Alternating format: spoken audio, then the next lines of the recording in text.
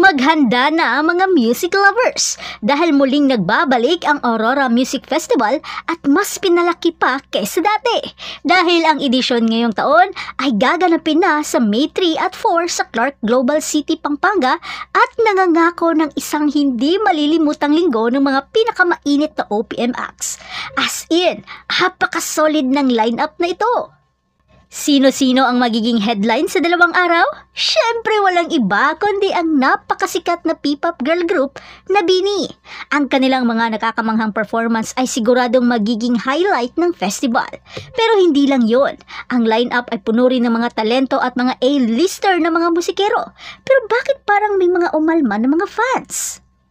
Ang Day 1 ay magaganap sa Sabado at nagtatampok ng isang kamanghamanghang showcase ng mga solo artist.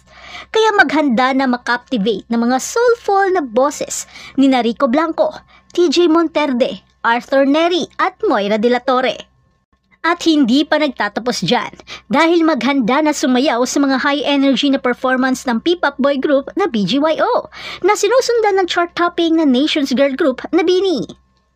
At patuloy pa rin ang kantahan at kasiyahan sa Day 2 dahil ang lineup ng Day 2 ay mas patitibukin ng inyong mga puso na nagtatampok ng mga dynamic sound ng mga OPM band na Over October at Cup of Joe.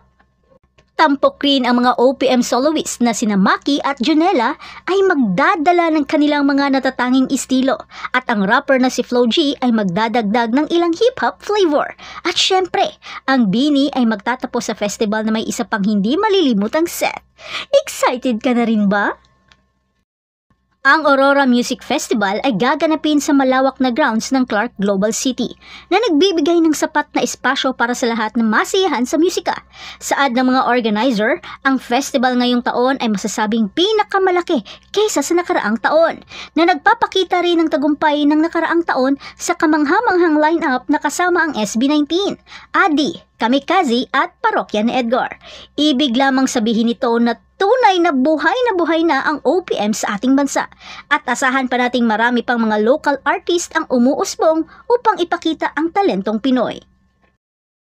Kaya huwag palampasin ang Aurora Music Festival 2025. 2 araw na walang patid na musika, kamanghamanghang mga performance at isang hindi malilimutang karanasan.